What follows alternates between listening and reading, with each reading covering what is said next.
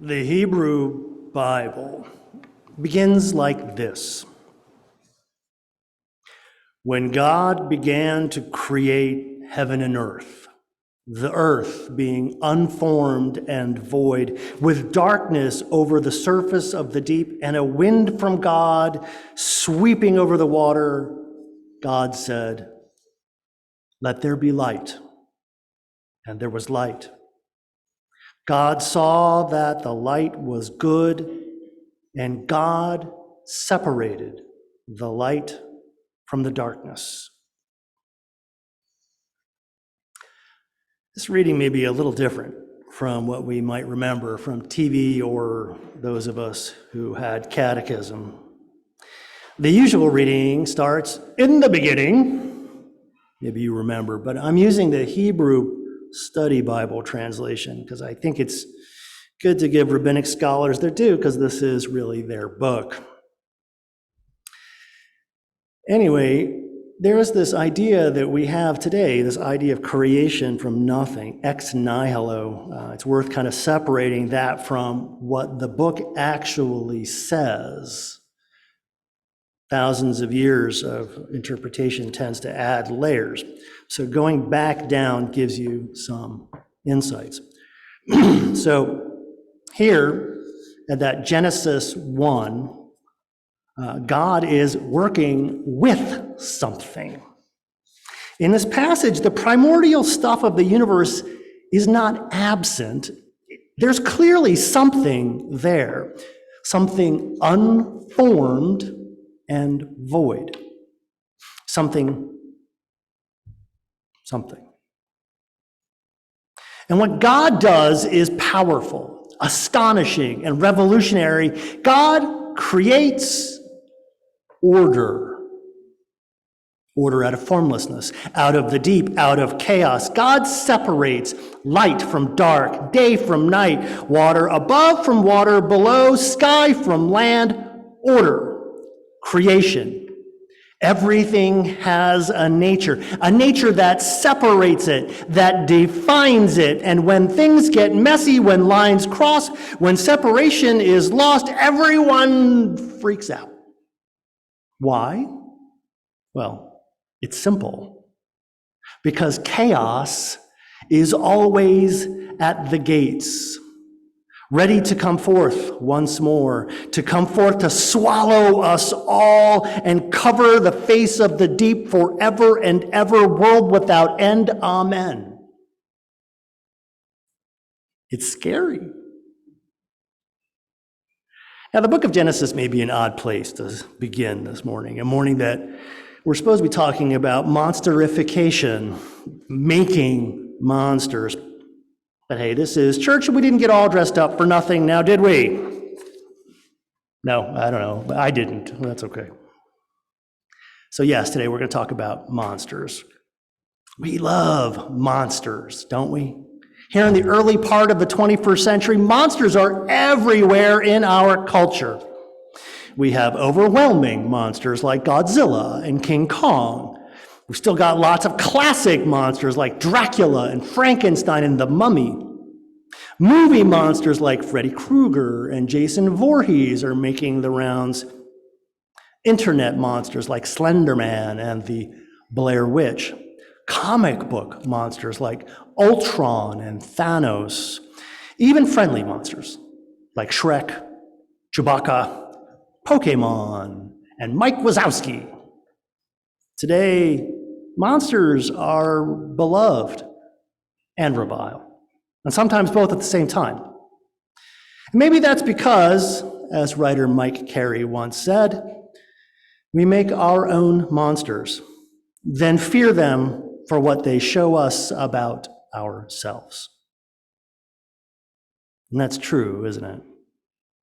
Monsters frighten us. They inspire us. They are the worst of us, the best of us. They are us.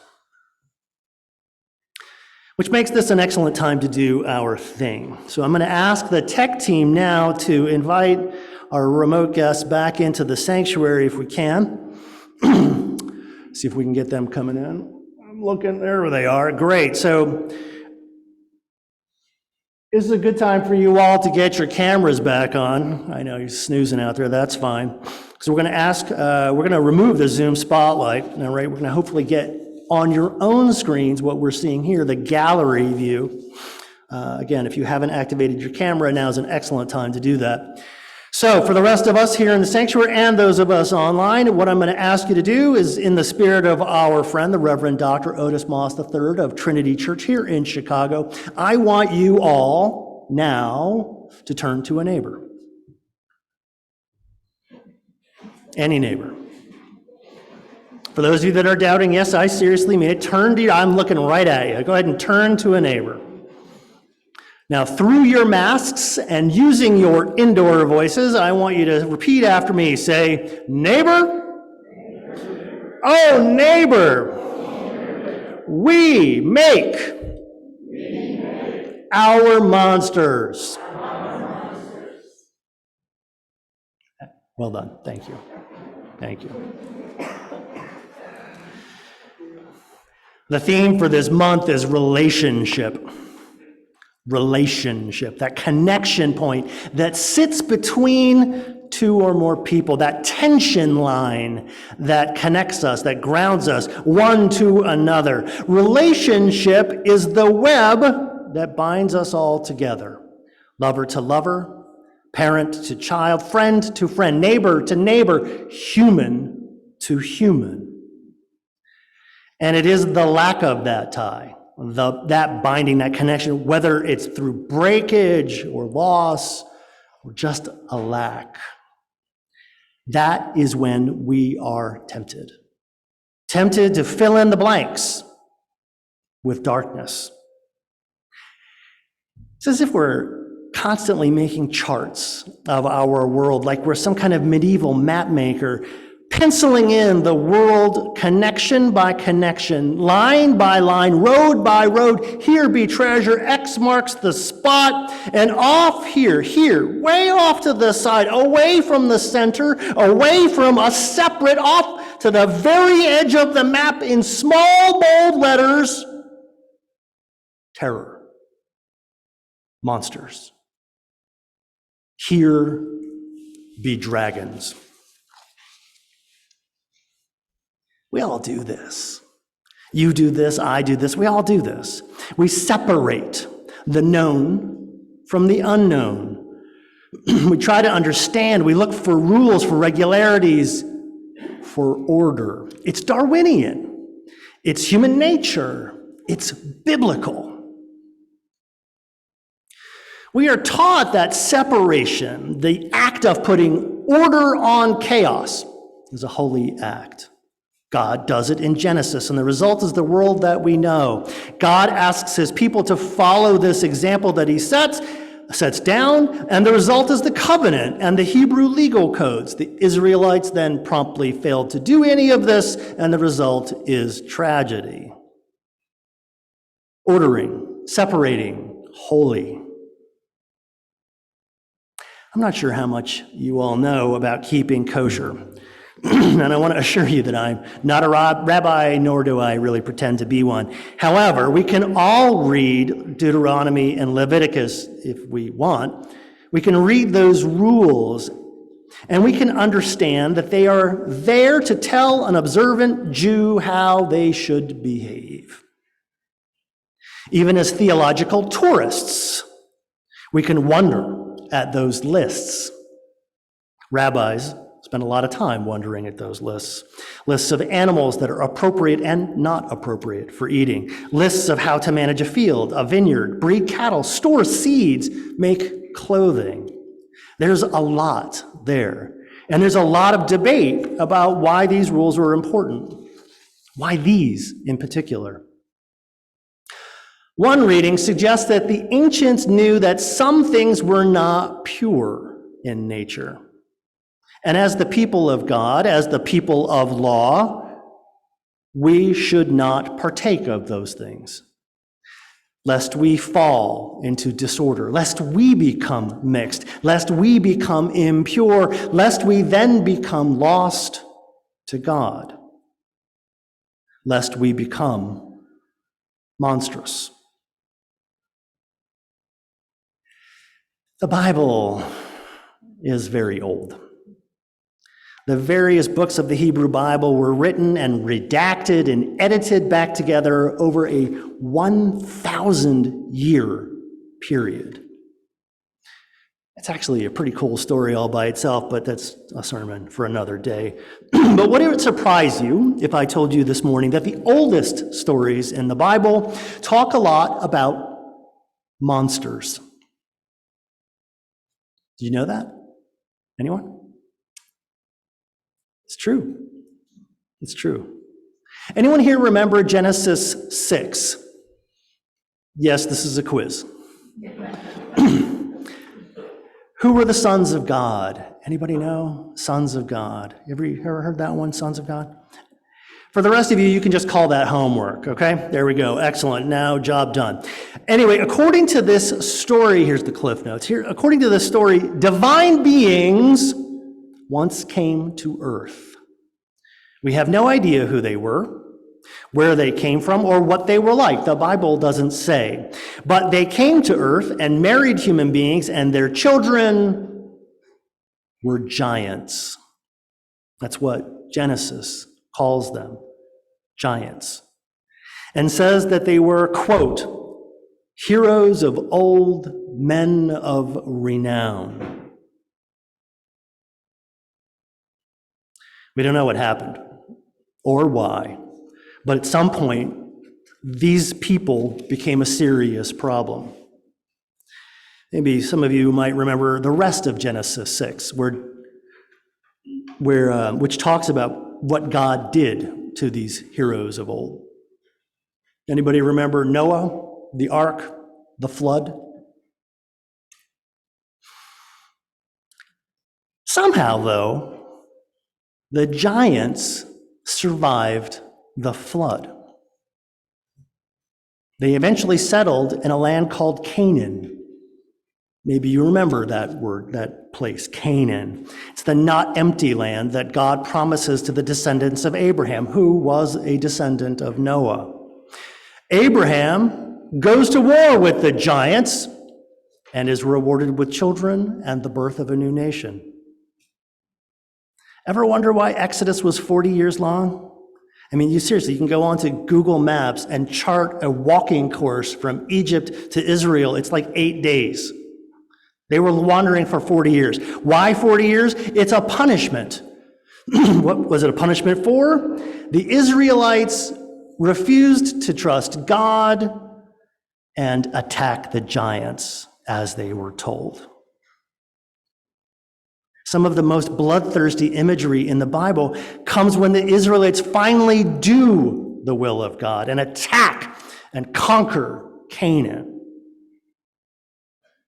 And it's David who slays Goliath, the last of the giants, and becomes king. The Hebrew Bible is shot through with this story. The story of how the people of God were locked in an epic struggle against the giants of the earth, those heroes of old, those people of renown. Giants, creatures of two essences, divine and mortal, not separated. Chaos. Monsters. Now, I put this story here not just because it's cool, and certainly not as an inspiration for a new Amazon Prime or Netflix miniseries, but you have to admit the story of the giants, at least from their perspectives, is practically begging for a big screen adaptation, and I want credit for that, by the way. But I mention it here to underscore the point that we've been making monsters pretty much for forever. The Anakim, the Raphaim, the Zuzumim, the Emim, the Nephilim. These are all different groups referenced by these books in the Bible. But they're not separate groups, they're one group. They're just named differently by different writers. This is a good story. But were there really giants, titans, jotuns, mythical creatures 9 feet tall, as the Bible says? Who knows? But here in the 21st century, we do know that it's an easy step, isn't it? It's an easy step from difference making to story making. If they're not like me, there must be a reason for it. Alien, different, enemies, giants, monsters. I've talked about the sociologist Jonathan Haidt before, and we'll be returning to him in the near future, so let me kind of be brief this morning. Several years ago, his team found that there are some rather surprising similarities across pretty much every human culture when it comes to ethics. Similarities that he calls moral foundations, a place where societies seem to start from when drawing their particular lines between right and wrong. For Haidt, there are 5 such foundations: compassion, fairness, authority, in-group, and purity. What was striking in the study, at least striking to me and many others, but mainly to me, is that liberals and conservatives in almost every culture tend to say that the first 2, compassion and fairness, are very important. It's the last 3, authority, in-group, purity. These also matter a lot, but only to those with a conservative ideology. In fact, for conservatives, those last 3 can matter as much or more than compassion or justice. Again, there's a lot to explore there, but I bring this up because, at least according to my moral foundations theory, there are lots of ways we can other. Othering, to other. It's kind of a funny way of saying separating, isn't it? Drawing lines between us and them, our group and their group. We are the heroes, they are the monsters. We are peaceful, they are violent. We seek justice, they are lawless. We love our country, they hate our freedoms. We believe in hard work, they are lazy. You get the point. We draw lines. And once we draw a line, a distinction, once we create a separation, we also cut. We cut the ties that bind. We disavow kinship. We divide. We separate.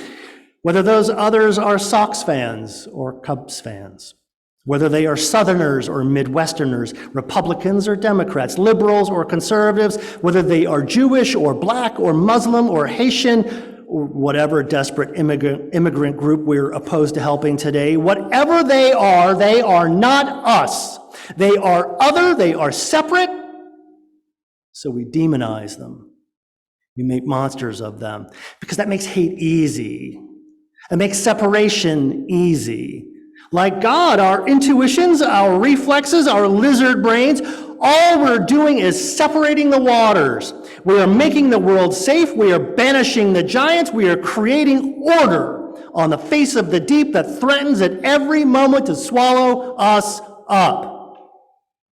Right? As we turn to the close, I'm reminded of another story, maybe a bit more nuanced than the first. Not from the Bible, but filled with biblical allusions nevertheless. So, just out of curiosity, has anyone here read the novel Frankenstein by author Mary Shelley? A couple of you? Homework. It's homework.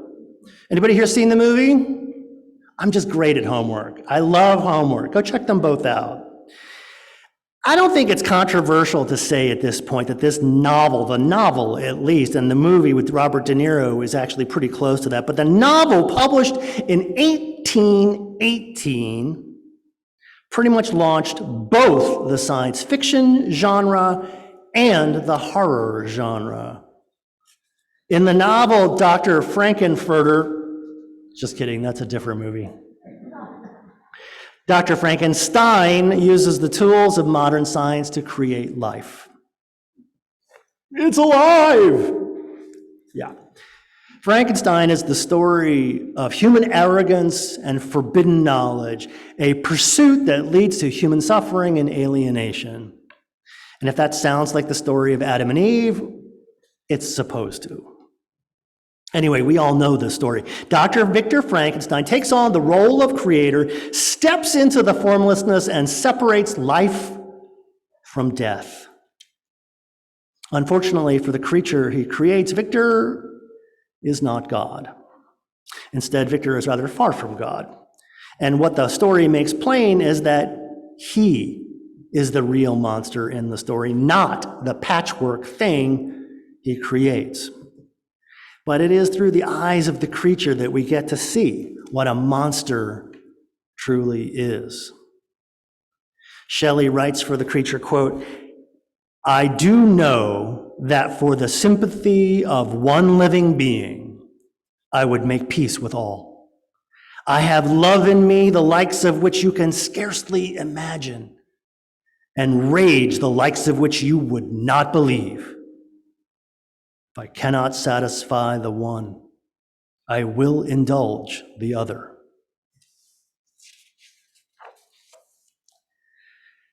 And this is the worry, isn't it?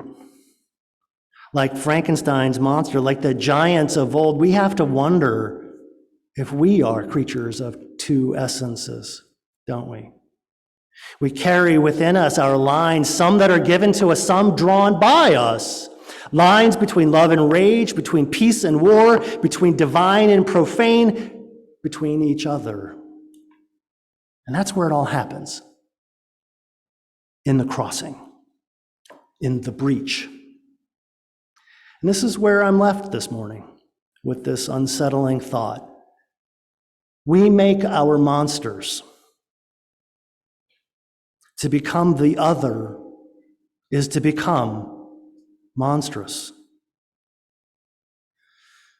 Maybe that's today's lesson. To be wary. Wary because our reflexes, our common moral foundations, may not help us evolve past our primitive programming, grow beyond our lizard brains, transcend our baser natures. We may think we are creating space, creating peace, creating safety. We may think we are following the ways of good, of God, and not the ways of Victor Frankenstein. We may think our line is a simple line, drawn out on the edge of the map of human understanding. Here be dragons. But that is a lie. That is always a lie. Whenever we are tempted to draw a line, whenever our lines leave someone else on the other side, when we break the ties that are supposed to bind, when we break the bright thread of inherent worth and dignity, when we break the web of connection and humanity, when we cross the line, when we other, what we do is violence. Violence to others. Violence to ourselves. And for our trouble, all we make are monsters. This is not the ending I want for us. This is not how our story should end. When we hold up the mirror of worth, the mirror of truth, when we ask, mirror, mirror, at the end of the story, when we see how the threads of history tied it all up, when we see how it plays out on the big screen, when the narrator slowly, finally asks, who were they? Will we answer, we were the heroes of old, a people of renown? Or will we say, will we know that we were something else?